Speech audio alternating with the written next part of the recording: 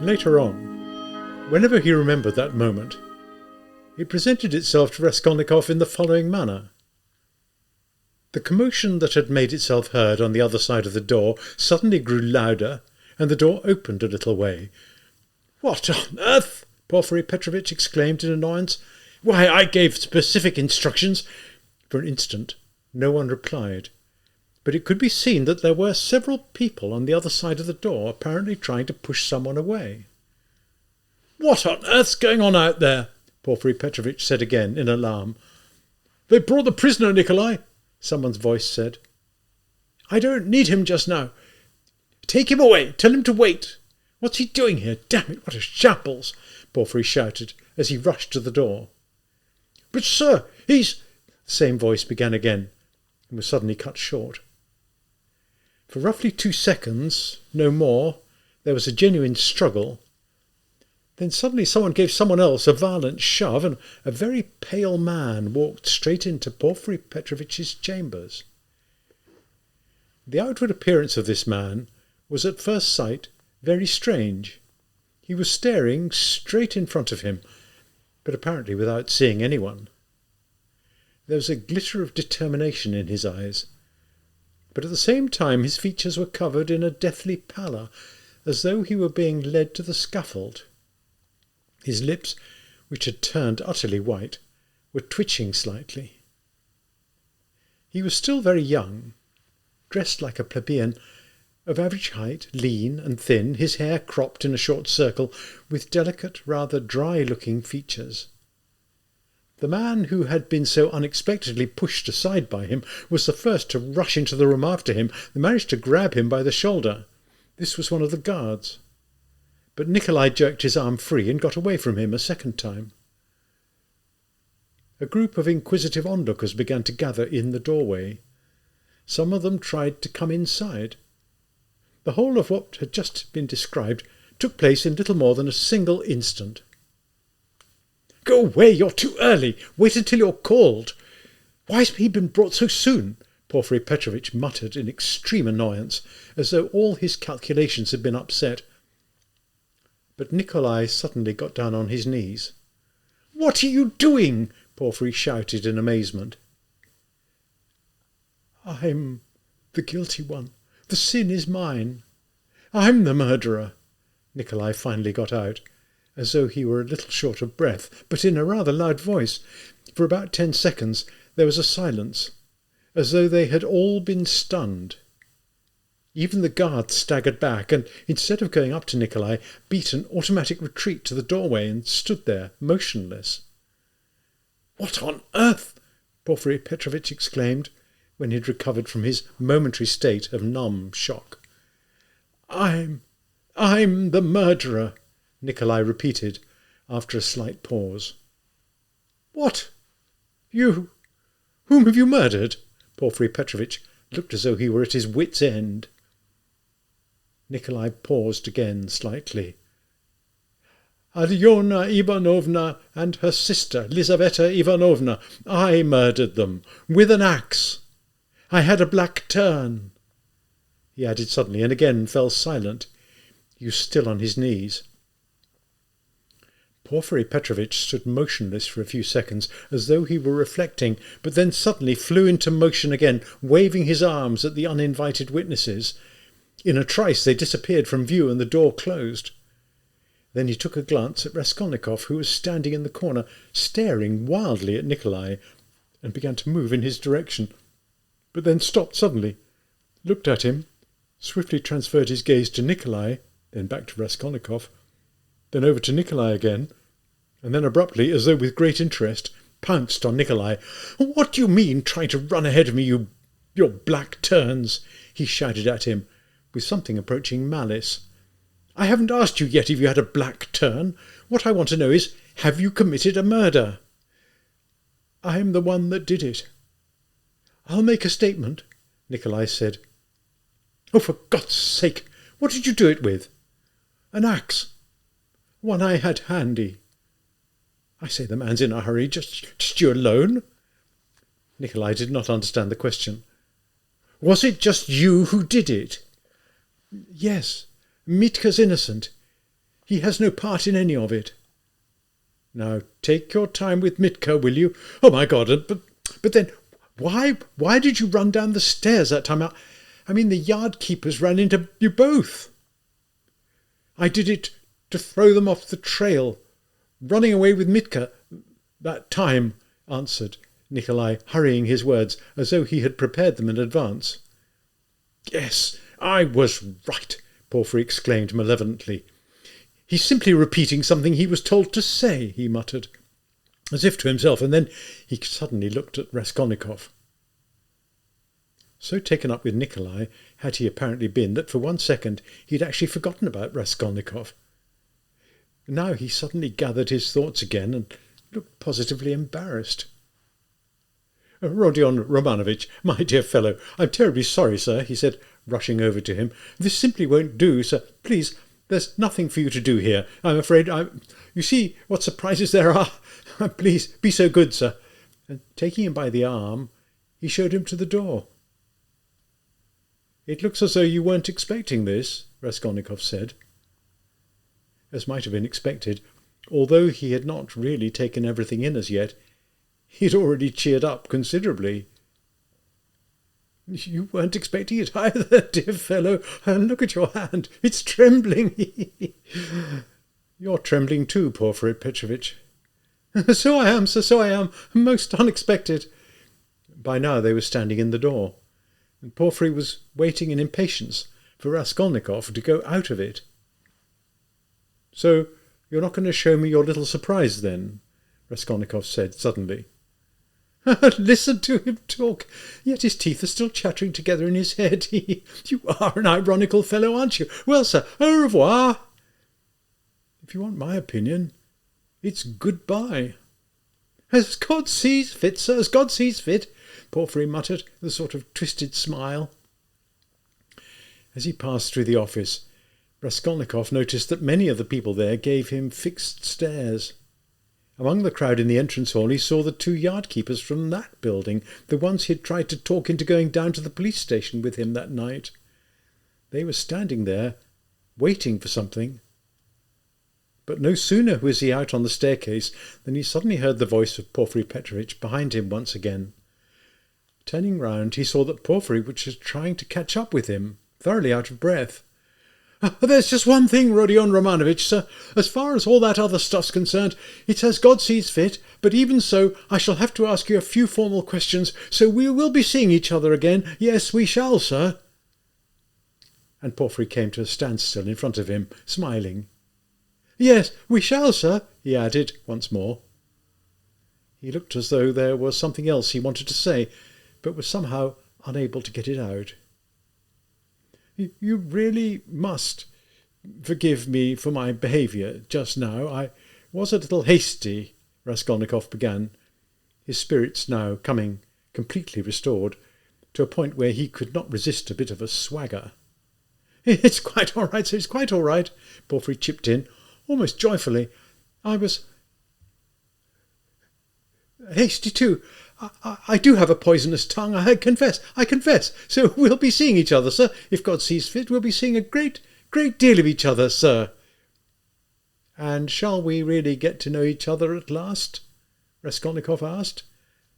We shall, Porfiry Petrovitch said, affirmatively, and screwing up his eyes, gave him a very serious look. Off to that name-day celebration, are you, sir? It's a funeral, actually. Ah, yes, it's that funeral. Well, do look after your health, sir. Do look after your health. I must say I don't really know what I can wish you in return, Raskolnikov said, already beginning to resume his descent of the staircase, but then turning round again to face Porfiry. I'd like to wish you every success. I mean, you yourself are aware of what a comical job yours is. Why, is it comical, sir? Porfiry Petrovitch said, instantly pricking up his ears and also on the point of turning to go. Well, I mean, look at the psychological torture you've been meting out to that poor Mikolka, in that way of yours you have, to the point where he confessed. You must have been hammering on him at day and night, telling him, you're the murderer. Well, and yet now that he's confessed, you're picking him to little pieces again, telling him that he's lying, that he's not the murderer, that he couldn't possibly be a murderer, and that he's just repeating something he was told to say. Well, what sort of a job is that, if it's not a comical one? Oh, so you noticed when I told Nikolai just now that he was repeating something someone had told him to say? Well, how could I fail to? Oh, that was sharp-witted of you, sir. You notice everything. You have a genuinely playful intellect, sir, and you fasten right on to the most comical note. Is it the writer Gogol whom they say possessed that ability in the very highest degree? Yes, that's right, Gogol. Yes, sir, Gogol, sir. I look forward to our next meeting with the greatest of pleasure, sir. I do too. Raskolnikov headed straight for home. So tired and confused was he that when he got back to his room he threw himself on the sofa and sat there for a quarter of an hour, merely resting and trying to do what he could to gather his thoughts. He did not even try to think about Nikolai. He felt that he had been defeated, that in Nikolai's confession there had been something inexplicable, astonishing, something he could not fathom now for all the world. But Nikolai's confession was an established fact. The consequences of that fact at once became clear to him. His lie could not but be found out, and when it was, he'd be taken in hand again. But until then at least he was free. Now he must do all he could in order to protect himself, for the danger was unavoidable. The question was, how unavoidable? The situation was beginning to become clear. As he recalled in rough outline the overall implications of the scene that had taken place between Porfiry and himself, he could not help but shudder with horror again. Of course, he did not yet know all Porfiry's motives, had been unable to make out what it was he had been bargaining on just now, but a part of the game he was playing had been revealed. And of course no one was more aware than he was of the risk to himself that his move in Porfiry's game involved. A little longer, and he might have given himself away completely, in such a manner that it could be regarded as evidence against him. Aware of his morbid temperament, having correctly sized him up and seen into him right from the very first glance, Porfiry had acted, if somewhat too vigorously, then none the less with almost unerring sureness. There was no question but that Raskolnikov had succeeded in compromising himself to the hilt just now. But so far he had not given Porfiry any evidence. As yet there was nothing positive. But did he have a proper grasp of the situation now? Was he not mistaken? What result had Porfiry been trying to achieve today? Had he really had something up his sleeve? What had it been? Had he really been waiting for something, or not? What would their parting have been like today had it not been for the unexpected catastrophe brought about by Nikolai? Porfiry had come very close to showing his entire hand. Of course, he had taken a risk in doing so, but he had done it. And if he had really had something more up his sleeve, he would, so it seemed to Raskolnikov, have shown that too. What had the surprise been? Was it a joke of some kind? Had it meant anything, or not? Could there have been some piece of evidence concealed beneath it, something akin to a positive accusation? What about the man who had come to see him yesterday? Where had he vanished to, and where was he today? He was certain that if Porfiry really had anything on him, it had something to do with that man yesterday. He was sitting on the sofa, his head slumped on his chest, leaning his elbows on his knees and covering his face with his hands. The nervous tremor still continued in every limb of his body. At last he got up, took his cap, thought for a moment, and then walked towards the door. He somehow felt that at least for the rest of today he could almost certainly consider himself out of danger. Suddenly his heart felt a sensation approaching joy. He wanted to go to Katerina Ivanovna's as soon as possible. He was too late for the funeral, of course, but he would still be in time for the zakuski. And there, in a moment or two, he'd see Sonia. He stopped, reflected, and a painful smile forced itself to his lips. Today, he said to himself. Yes, this very day, that's how it must be. At the instant he began to open the door, it suddenly began to open of its own accord. He shivered and leapt back. The door was opening slowly and quietly, and suddenly a figure appeared, that of yesterday's man, from under the ground. The man paused in the doorway, looked at Raskolnikov without saying anything, and took a step into the room. He was exactly as he had been yesterday, the same figure, dressed in the same way. But in his gaze and features there was a marked alteration. Now he looked somewhat down in the mouth. And after a moment or two he exhaled a deep sigh. All that remained was for him to put his palm to his cheek and twist his head to one side, and he would have looked just like a woman. "What do you want?" Raskolnikov asked, stiff with fright. The man said nothing. Then suddenly he bowed deeply to him, almost down to the floor. At any rate, he touched the floor with one finger of his right hand. "What are you up to?" Raskolnikov shouted. "I'm guilty," the man articulated quietly. "What of?" "Evil thoughts." They both looked at each other. "I got annoyed when you arrived that time. Maybe you were drunk or something, and tried to make the yard keepers go down to the police station with you and asked questions about the blood. I got annoyed about them leaving you alone and thinking you were just drunk. I got so annoyed that I couldn't sleep. And since we remembered your address, we came here yesterday and asked for you." "Who did?" Raskolnikov interrupted, beginning to remember for an instant. "I did, I mean. I insulted you." "So you live in that building?" "In the same." "Why, I was standing with them in the gateway. Or have you forgotten?" "We've had our workshop there from time immemorial. We're furriers, artisans, do our work at home. But what made me most annoyed of all was—" And suddenly Raskolnikov had a clear memory of the entire scene that had taken place in the gateway 2 days earlier. He remembered that there had been, in addition to the yard keepers, a few other men standing there. There had been women too. He recalled one voice suggesting they take him straight to the police station. He could not remember what the man who had spoken had looked like, but he did have a memory of having said something to him in reply, of turning round towards him. So this was what lay behind all yesterday's horrible events. Most horrible of all was the thought that he really had almost come to grief, had very nearly cooked his own goose because of a trivial occurrence like that.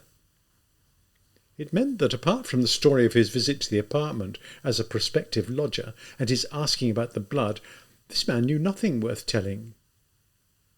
It meant that Porfiry too knew about nothing apart from his delirium, had no other evidence than all this psychology, which was all conjecture, had nothing positive to go on.